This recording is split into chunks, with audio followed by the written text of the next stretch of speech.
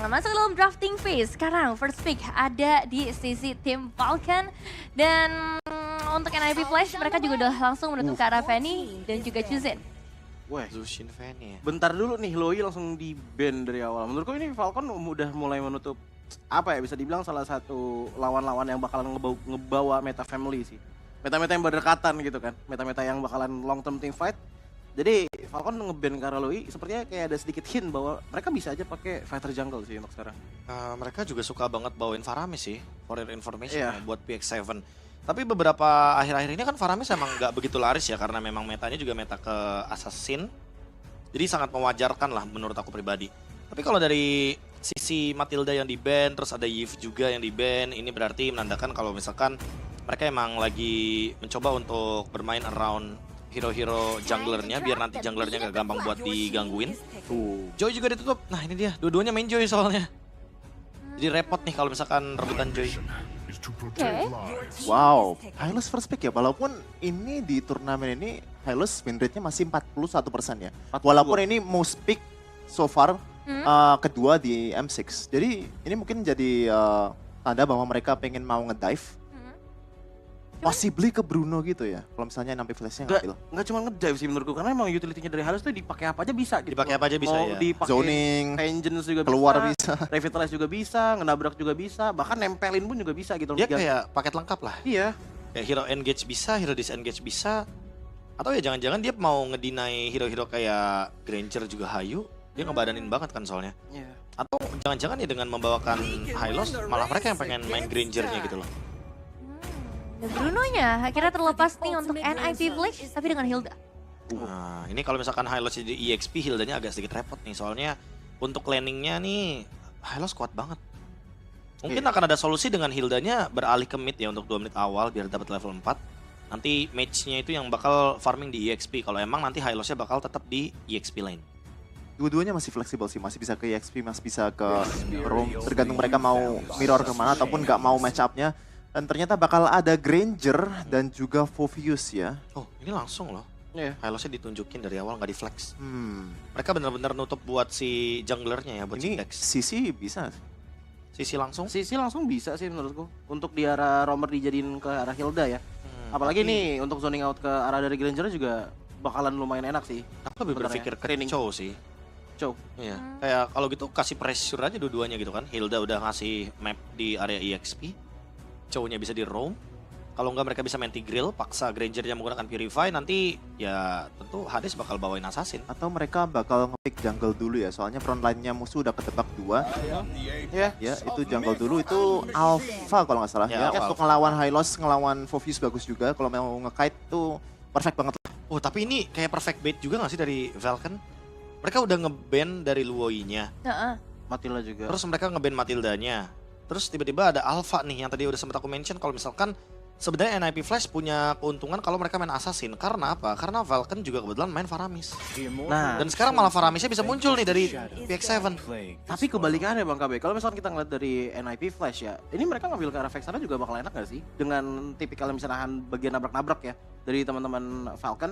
Atau kalau enggak, ngambil ke arah Aurora menurutku untuk digabungin sama Chow Power. Aurora bagus. Untuk early damage ya gitu loh. Tambah Glue juga bagus menurutku. Hylos sama Phoveus ini kan tipikal-tipikal yang repot juga kalau ketemu sama Glue.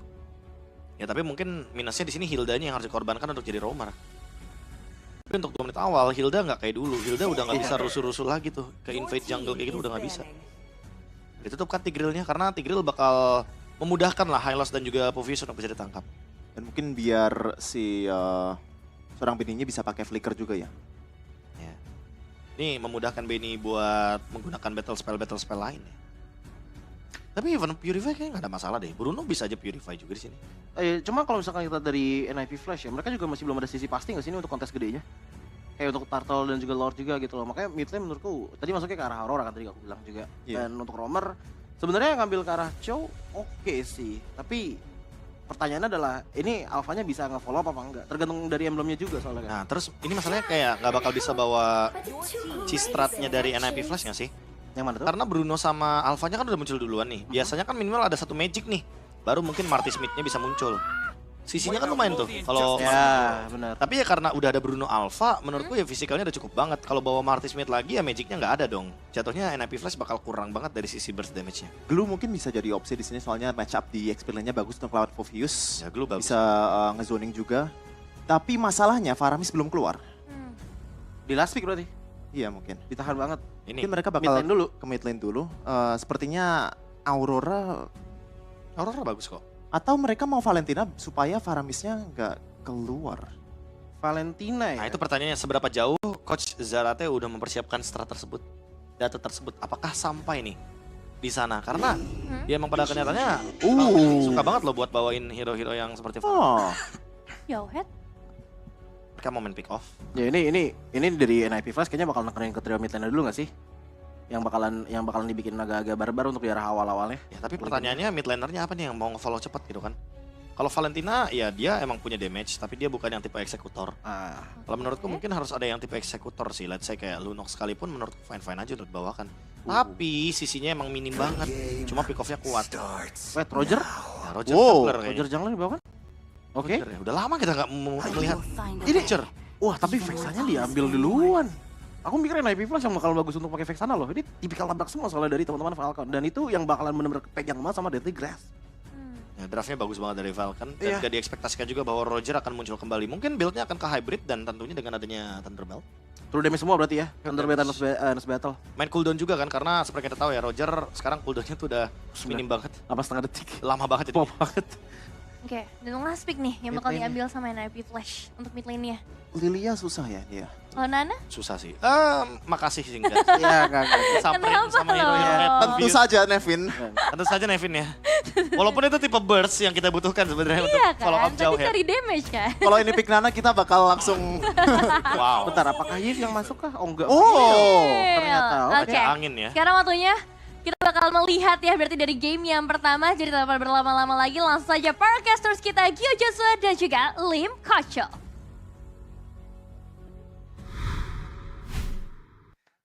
Terima kasih banyak untuk para panelis dan perkenalkan saya Gio Joshua Dan Lim Koco. yang akan menemani kalian dan memandu jalannya game yang pertama antara kedua tim yang dalam tren positif.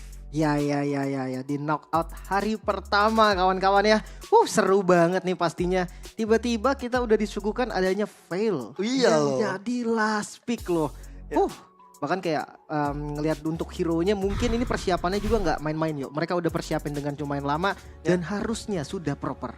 NIP Flash memang terkenal dengan mid lane yang cukup unik ya. Martis sering mereka gunakan. Iya. Dengan catatan mereka punya jungle ke arah magical kayak Joy mungkin itu bisa dikombinasikan. Tapi sekarang dengan ada Veil, kita bakal lihat apakah Veil akan memberikan fail kepada teman-teman Falcon untuk menang atau malah Nip Flash yang kali ini mengalami kekalahan di game yang pertama. Jadi kita akan membawa kalian langsung ke dalam Land of Down.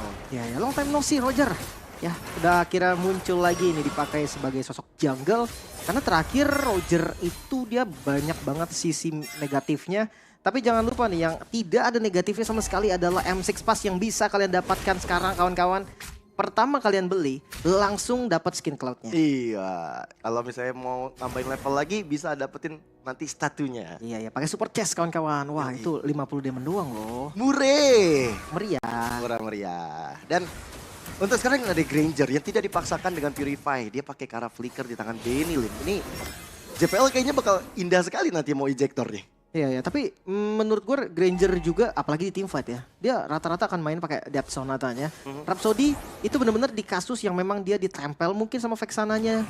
Jadi bener-bener gak bisa ditabrak. Tapi ngomongin soal Granger, entah kenapa gue rasa lebih banyak tren positif dari Granger loh daripada Bruno sendiri. Iya ya. Dan ngomongin emblem Festival of Blood menjadi talent yang paling sering digunakan oleh Granger juga untuk talent kedua dari semua region bahkan. Untuk Bruno Master Assassin. Sebenarnya kalau ngomongin damage, ya Master Assassin akan lebih unggul lah. Karena FOB sendiri dia sustain, bukan yang damage. Ya. Tapi mungkin kasusnya kalau kita ngomongin RNC Key dengan Granger dia pakai ke arah Tenacity ya. Yap. Ya lebih berada di area yang lebih mau sustain, mau tahan badan. Tapi dia dapat template. Diablo yang kali ini bakal coba untuk di pressure oleh PX7 dan juga Royal Milk. Masih mencoba untuk bertahan. Oke. Warcry dari Roger. Menarik karena memang dari Warcry sendiri bisa nambahin damage-nya dengan satu open fire dan basic attack. Itu udah langsung nyala kan. Ketika dia lompat pun, Lycan Pounce itu bisa langsung udah aktif dari kondisi Warcry. Tapi Turtle, ini beda level dan mau di setup. Waduh, kena ejector pula. Ada Windstorm yang coba untuk dilakukan oleh Courtesy. Windblow, dan sekarang lihat bagaimana sosok dari Royal Milk mendapatkan sosok Hades. First blood didapatkan, pertukaran mulai terjadi. Dan bahkan Royal Milk-nya terlalu perkasa di garis terdepan. Tapi Diablo hadir, memberikan jaminan point kill. Mengejar karena PS7, tapi triple kill. Mewarnai pertarungan bagi Falcon Esports. Wow, team fight yang didominasi oleh kedua XP laner. Yang dimana Diablo akhirnya menjadi korban. Tapi dari Royal Milk, total kill dari Falcon 3. Tiga-tiganya untuk Royal Milk. Dan 2 untuk NIP Flash, dua-duanya untuk Diablo. XP lane yang sangat-sangat mengerikan di awal. Tapi cukup salut gue ngeliat Falcon yang buru-buru banget tadi setupnya. Walaupun levelnya kalah. Dan mungkin GPL ya, tadi ejectornya juga mungkin ke orang yang salah. Ya. Niatnya untuk ngepok mungkin ya, untuk agresif juga. Tapi karena salah target, dia coba dibalikin dan langsung setup ulang lagi kali ini levelnya sama.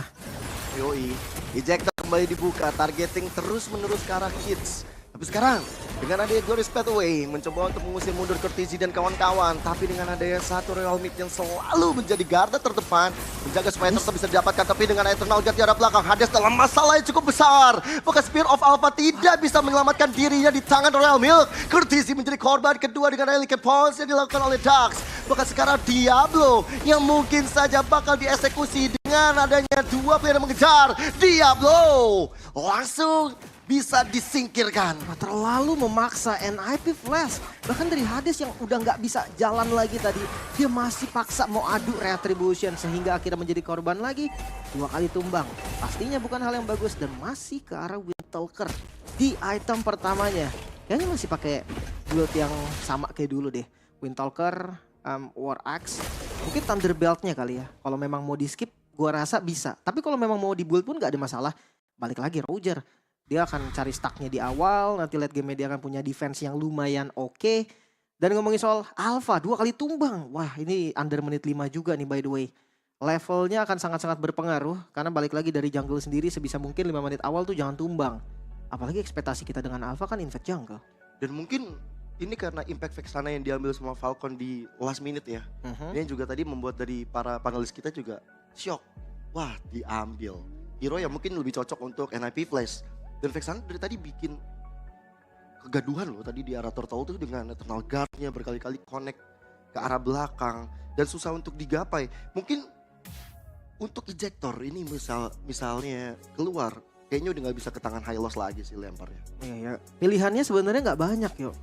Ngomongin front to back pasti Hylos lah. Pasti Hylos, gak ada lagi soalnya kan. Yang di depan tadi kayak Hylos aja yang bisa dimakan. Obvious menurut gue dia susah banget kalau memang mau ditarget. Dia tinggal lompat lagi Infernal Pursuit udah beres masalah. Dan pertanyaannya nih, ganking ke arah gold lane itu sebenarnya jadi opsi loh. Jadi opsi untuk NIP Flash yang belum berjalan sama sekali sampai sekarang. Iya ya, kita ngeliat bagaimana Granger dan Bruno-nya sama-sama nyantai di arah atas. Ya. Bahkan belum ada yang menangin lane satu sama lain. Memang ini mungkin di early game yang kita lihat. Ini partainya EXP lane kayaknya. Iya. Karena mungkin gue kemarin sempat bertanya juga, karena posisinya di M6, kebetulan di M6 ini banget nih. Dari wildcard bahkan sampai sekarang, untuk ganking ke XP lane, apalagi di under menit 2, itu hampir nggak ada. Cuma 3 tim yang bener-bener beberapa kali lah, nggak sering juga, tapi ngelakuin itu. BTK, Liquid, dan juga Fnatic Onyx. Yeah. Itu 3 tim yang mungkin bisa dibilang lumayan aktif untuk bermain, paling nggak mampir lah ke arah gold lane-nya. Tapi so far sampai sekarang untuk impact dari ganking ke arah gold lane menurut gue lumayan positif. Yeah. Tapi ya jarang banget dijalanin. Kayak tadi kita lihat tim fight-nya di Turtle walaupun kalah level, mereka kalah jumlah, kalah dari segala posisi, tapi tetap dipaksa, tetap dicoba. Ini mereka nggak menjalankan term and condition kayaknya ya.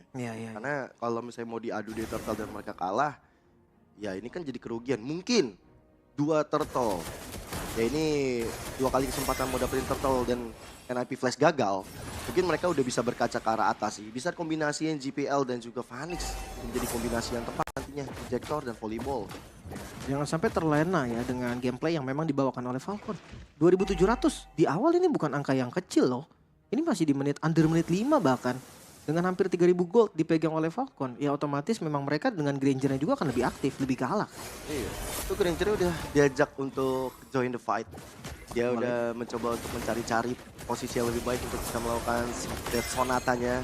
Atau bahkan sekarang targeting ke arah belakang. Bahkan Hades. Langsung ada Spear of Alpha yang dikeluarkan Lim. Ya, mau nggak mau ya. Secara semi defensif bisa dibilang. Dan untuk balik lagi dari kedua jungle, mungkin kalau misalkan temponya seperti ini, Dax akan lebih enak nantinya.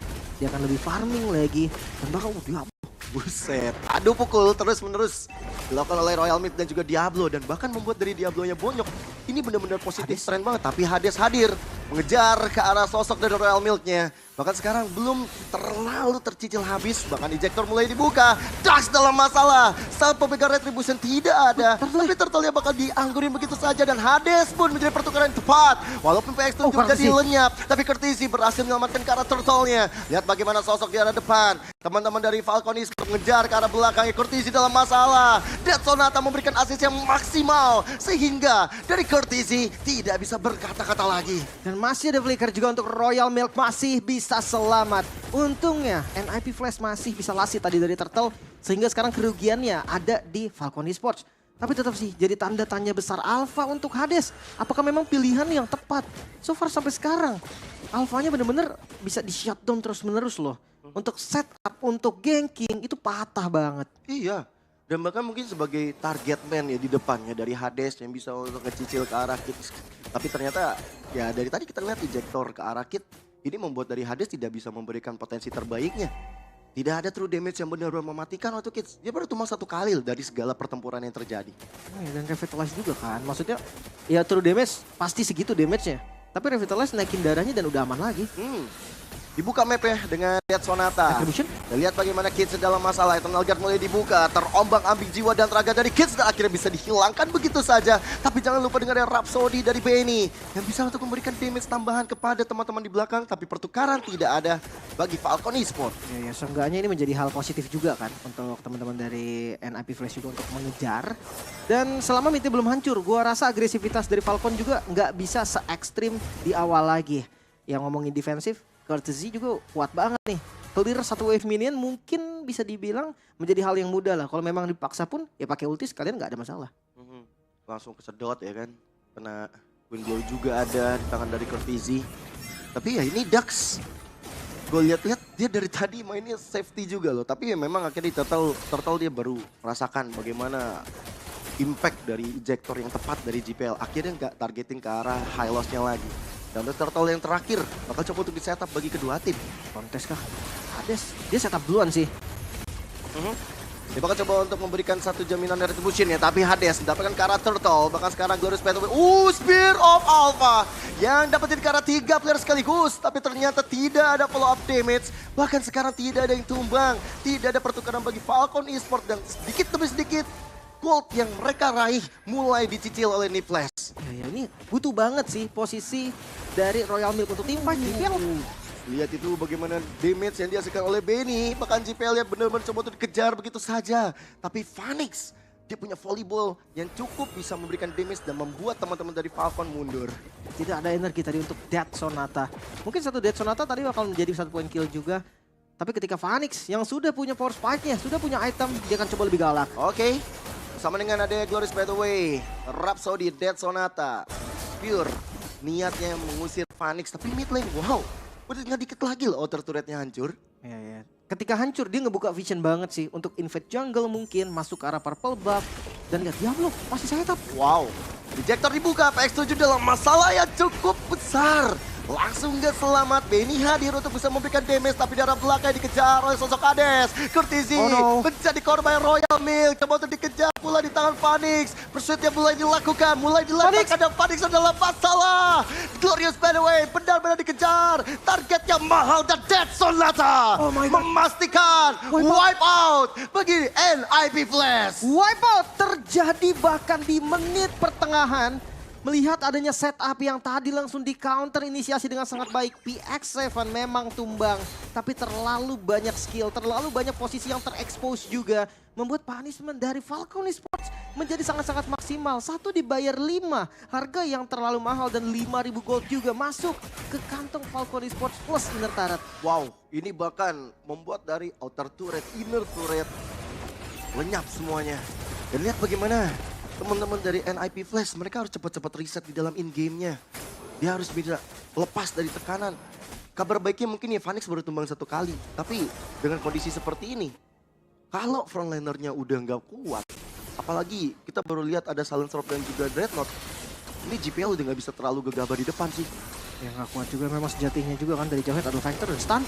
Hades dalam masalah. Spear of Alpha dibuka untuk mundur. Tapi lihat bagaimana Kids selalu menempel. Dan lihat GPL terkena impact yang besar dengan ada Lincoln Post. Dan bahkan sekarang 2 player. Diablo dan juga GPL lah yang menjadi korbannya. Coba melakukan zoning out tadi Diablo. Nice try sebenarnya. Tapi karena ngelihat dari Lordnya juga di reset, Falcon ini tenang banget. Mereka percaya diri sekali untuk Lord ini bakal menjadi milik mereka dan free.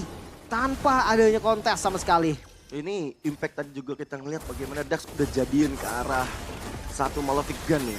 Range untuk Lincoln Post makin jauh lagi. Iya dia benar-benar bakal enak sih sebenarnya. Kayak gak usah main yang langsung mode serigala gitu, dia bisa main yang human form. Ya balik lagi dari human form juga kan. Dulu sering dimainkan. Yang dimana poke damage dulu nih pakai mode orangnya, habis itu eksekusinya baru pakai wolf transformation-nya. Yeah. Dan ngelihat dari front line-nya juga kayak Diablo, kayak GPL, itu 2 front line yang bisa digocek lah. Maksudnya bisa kabur-kaburan juga dari Dax-nya. Itu bakal lebih enak. So far damage utamanya juga memang bukan ada di Dax. Nantinya akan ada Benny yang udah jadi si Halberd sekarang. Mimpi buruk pasti untuk Diablo. Iya lagi, yang tebel-tebel kayak gini. Bahkan Diablo, Hades, GPL ini kena sekali Rhapsody bakal bahaya. Dan sekarang Glorious Pathway, serangan mulai dilancarkan. Lihat bagaimana sosok dari Benny berada di garis paling belakang, memberikan cicilan demi cicilan dengan adanya satu Death Sonata. Lord masih coba untuk ditangani oleh NIP Flash, bahkan dari Phoenix. Hampir bisa dipanis dengan setengah SP yang sudah tergerus begitu saja. 2 base turret berhasil dihancurkan. Wah, ini bayaran yang sangat mahal untuk Lord yang pertama. 10.000, bayangkan. Sebanyak ini keuntungan dari Falcon dan dia nggak mau mundur. Mereka bisa punya winning conditionnya sekarang. Iya loh, dengan 2 super minion yang hadir nih di arah tengah dan juga atas. Benar-benar tekanan mulai terasa. Glorious Pathway kembali dilancarkan. Tapi Diablo mencari kesempatan dalam kesempitan. Malahan sekarang ada yang tertangkap. GPL gak selamat. Bertukar romer. Tapi sekarang yang ada Windblow ternyata belum ada damage yang maksimal. Diablo mencari kesempatan dalam kesempitannya. Diablo mencoba mengejar tapi Death Sonata benar-benar berbatikan. Bahkan Phoenix terpaksa dengan flicker untuk mundur. Serangan bertubi-tubi 2 ditukar 2. Wah, ini masih paksa best turretnya, mereka nggak mau mundur 3 melawan 3 dan total 3 best turret bisa dihancurkan Falcon Esports. Mereka unggul 10.000 gold, masih angka yang sangat mengerikan di menit yang ke-12. Hampir terbilang one-sided game. Karena memang kalau dilihat dari killnya, mungkin NIP mengejar. Tapi sayangnya dari poin gold, dari vision, map control semua dipegang oleh Falcon Esports. Jauhead picknya bisa dibilang sedikit fail. Mungkin dari Bruno udah bisa ngasih damage yang oke nih. Dengan 3 item power spike seperti biasa. Huskclaw, Berserker Fury, Malefic Gun. Tapi masalahnya kalau dibandingkan oleh Granger, yang paling tajir juga kebetulan dari Falcon Esports, ini lumayan jauh. Apalagi si Halberd juga dari kantongi bersama dengan Blade of Despair, explosive damage dari Benny. Ini nggak tanggung-tanggung. Iya loh, dan Endless Battle ini ya. Tambahan lagi bagi true damage-nya dia. Tambahan lagi untuk bisa ada lifesteal yang dia dapatkan. Sustain dari Benny. Dan bahkan dari teman-teman NIP Flash, gak ada yang bisa untuk mendekati Benny dari tadi. Dia bisa jaga jarak. Dia dengan adanya Death Sonata, dia makin memperjauh lagi jarak. Untuk bisa digapai oleh teman-teman NIP Flash. Bahkan Lord yang kedua, yang bakal coba untuk di-setup oleh Falcon. Hades selalu berada di depan, tapi bagaimana Hades bisa bertahan? Bakal coba untuk dihajar begitu saja. Bahkan Kids, dia mencoba untuk menahan dari Glorious Pathway yang masih belum dibuka. Tapi damage dari Phoenix udah boleh diperhitungkan.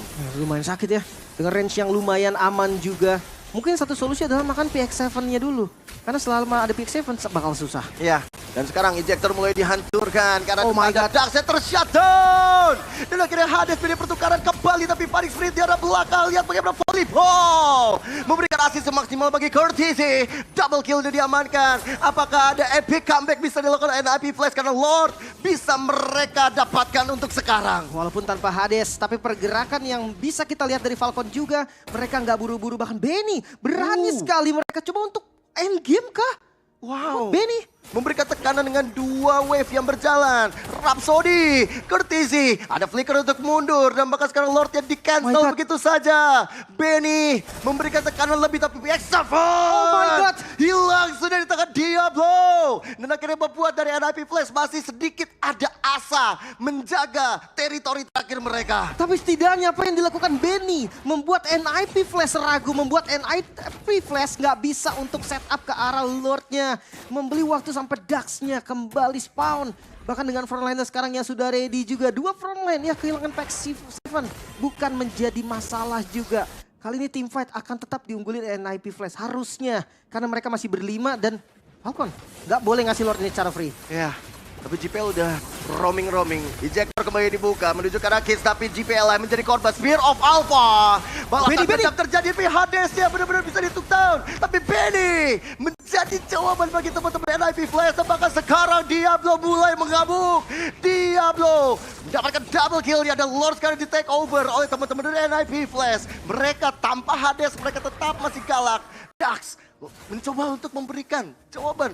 Dia menjadi satu sosok yang mencoba untuk mengganggu konsentrasi di area mid lane barusan. Dan kembali ragu NIP Flash. Mereka sadar nih tidak ada Hades artinya nggak ada Retribution juga. Dan di take over, what? Dipegang PX7 dan Lord. Untuk Falcon. Wow. What? Wow. Tak kenapa. Decision dari NIP Flash mereka nggak lanjutin. Mereka tahu mungkin karena masih ada Dax yang hidup. Masih ada sampai megang Retribution dari Falcon. That's why mereka mundur. Tapi ternyata ketika mereka mundur mereka nggak memastikan kalau itu ke-reset total dari Lordnya. Nih yang langsung dipegang oleh PX7. Wah ini kerugian yang sangat-sangat dahsyat. Padahal satu momen tadi sudah tercipta juga NIP Flash. Mereka mulai pegang kendali dengan Phoenix yang udah jadi item. Dengan GPL juga targeting yang oke banget. Tapi karena Lord dipegang oleh Falcon Esports sekarang. Semua usaha dari NIP sekarang harus dicoba dari awal lagi. Mereka harus memulai lagi nih. Untuk setupnya, mungkin untuk defensifnya juga. Dan kita akan melihat nih, failnya akan lebih enak harusnya nanti. Ya, harusnya ya. Apalagi dengan ada hero-hero kumpul di tangan Falcon Esports. Dan bahkan Lordnya sekarang coba untuk dipegang oleh teman-teman NIP Flash. Ada konsil yang terdengar, ada flicker dari GPL tapi nggak dapetin apa-apa.